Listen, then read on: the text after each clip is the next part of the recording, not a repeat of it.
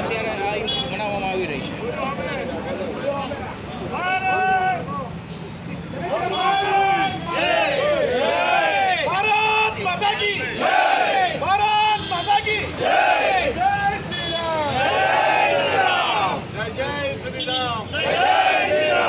दृश्य तो मैं जीत गए जीत गए भाई जीत गए जीत गए भाई जीत गए जीत गए भाई जीत गए भारत माता की जय। वंदे मातरम वंदे मातरम।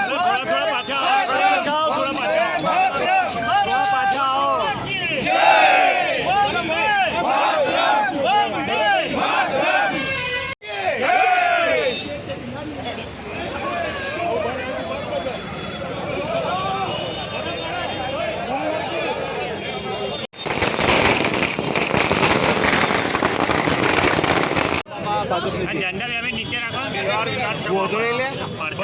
ભવ્ય વિજય પ્રાપ્ત થયો છે।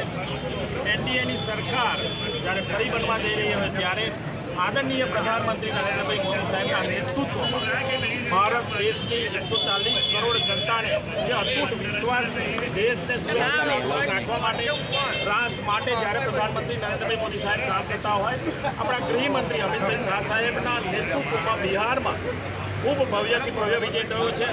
2005 પહેલાં બિહારમાં જે ગુંડા રાજ હતું અને 2005 પછી જે 20 વર્ષમાં બિહારની જે વિકાસ થયો છે ત્યાંની જનતાને આદરણીય પ્રધાનમંત્રી નીતિશ કુમાર મુખ્યમંત્રી ઉપર ઉપમુખ્યમંત્રી સમ્રાટજી ઉપર જે રીતનો વિશ્વાસ હતો અને એમાં આપણા બંને નેતાઓ પ્રધાનમંત્રીજી અને આપણા ગૃહમંત્રીજીએ બંનેએ ખૂબ સભાઓ ત્યાં કરી અને સભાઓનું પરિણામ આપ સૌ જોઈ રહ્યા છો કે 200થી વધુ સીટો આપણે જીત્યા।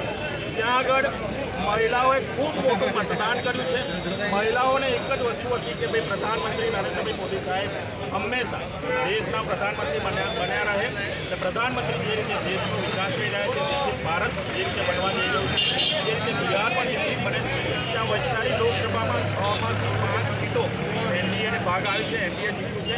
લોકસભા વૈશાલી ત્યાંનો પ્રભારી હતો ત્યાં આપણા મતદાતાઓ સાથે સારી એવી મિટિંગ કરેલી હતી। ત્યાંના ભારતીય જનતા પાર્ટી એનડીએના ગઠબંધનના સૌ કાર્યકર્તાઓ સાથે પણ મિટિંગ કરેલી હતી। એમને એવું હતું કે ભાઈ જે રીતનું ગુજરાત વિકસિત ગુજરાત એક શ્રેષ્ઠ ગુજરાત સુરક્ષિત ગુજરાત બની રહ્યું છે એ રીતે બિહાર પણ બને। ત્યારે હું ત્યાં કહેતો હતો કે બધા જ તમે એનડીએને જીતાડો બિહાર પણ એ રીતે બનશે વિકસિત બિહાર પણ બનશે।